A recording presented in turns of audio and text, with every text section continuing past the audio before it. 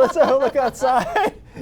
It's in the upper 30s to around 40 degrees along the coastline. Just a dreary day, right? Even though the heavier rain let up early in the day, it has not been pleasant. Cloudy with drizzle. Still have some of that. A couple snowflakes just into Washington County.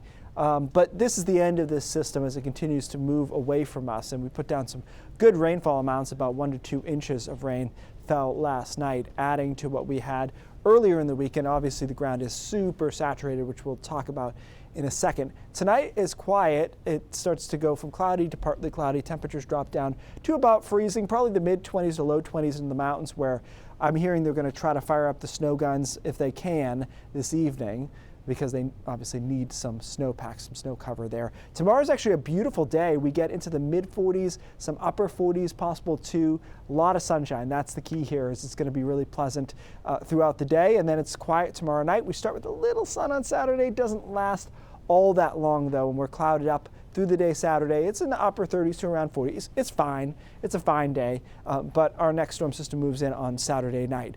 The European model last night was extremely cold with the storm, and I said take that with a little bit of a grain of salt, and it has readjusted itself into what I think is a more appropriate temperature profile here. So here we are Saturday night, and we may start as snow across the interior. It's rain right from the get-go along the coastline. That snow, though, I don't think holds on too long outside the foothills and mountains, and we push this rain-snow line back into the foothills by the middle of the day, and eventually probably briefly into the mountains too, where they end as a little bit of rain.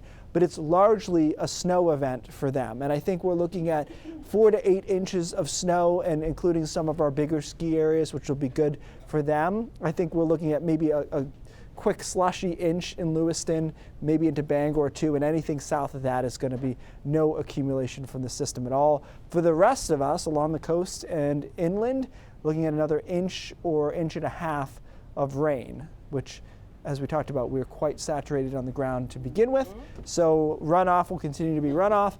We haven't seen any major flooding here. What we're probably just talking about is, you know, how sometimes your lawn will develop a little pond that didn't exist before. That's kind of what has been going on here, and that'll happen again on Sunday. We do get a couple of days to dry out on Tuesday, Wednesday, and Thursday. Temperatures 45 to 50. No sign of any frigid cold, which gets harder to come by over time here.